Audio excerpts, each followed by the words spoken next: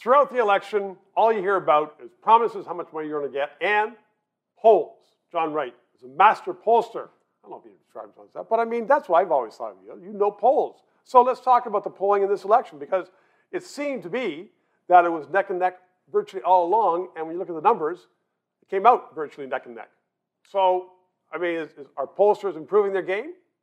Well, actually, I begin by saying that I'm not known as a pollster to my wife's family in the Ottawa Valley. When I married her, they introduced me as an upholsterer. So, yes, I mean, it's safer to be like that. Look, I had to reflect on the polls because I remember doing my first public opinion poll that was released. It was in 1990 for a rather infamous campaign, and that's the one that showed that Bob Wright was going to win. Now, I'm not going to dine out on that, but I think over the next many years, 30-odd years, the pollsters have got it wrong in this country maybe 3 times. They've been within margin. It's popular to blame them, though. But say they're wrong. Yeah, but what's interesting is that before 1990, there were very few public opinion polls. It was oftentimes the party leadership who used to go, hey, I've got a poll, take a look at this. And what happened after that was the democratization of polling based on how newspapers and television and radio wanted to put them out so that the public would have the same stuff that the pollsters in the parties had. And that's what we had. And that's what you got last night. And is that a good thing, though? Because people see the polls all the way along. Should they be making their minds up as to who's in front or who's not in front? Should they not be making their minds up as to say, this is who I want to be prime minister because he or she is saying X, Y, and Z, and I agree with that? Well, Stephen, that's why I'm glad that on at least 2 or 3 occasions the polls got it wrong. Because, in fact, people do make up their minds. They do follow it. So, yeah, people are going to be influenced by the polls, but you can't compete with Jagmeet Singh, who spends $25 million, or the prime minister who spends more than that, or all the other parties who do that sort of stuff.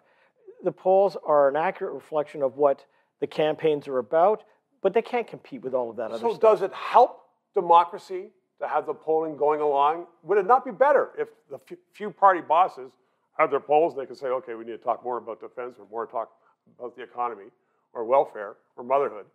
Does it help the democratization of Canada to have all these polls? Well, first of all, I think it does. And the reason is because I think that you get to see what the polling people in the parties are doing. Yep. But secondly, I've always said that, I think we should have a holiday from the polls in the last weekend. I think people should have that second sober thought of reflection. My colleague Darrell Bricker at Ipsos would have said that. And we thought that, moving it right to the last moment, give a pause. There's nothing to stop that. It's always met with, oh, well, there would be an underground industry and Twitter would put it out. Well, okay, fine. But the reality is that the public in the final 24 hours, who are not often thinking about going out and voting and who they're going to vote for, actually are influenced by the politicians at the door and all the other stuff. John Wright, in defense of polling, 3 minutes. With Justin in his 3rd term, now more than ever, you're going to need independent news. How else are we going to find out how many hundreds of millions of dollars he's giving to the former Liberal MPs? Stick with us. Please subscribe and PayPal. Keep us on the air.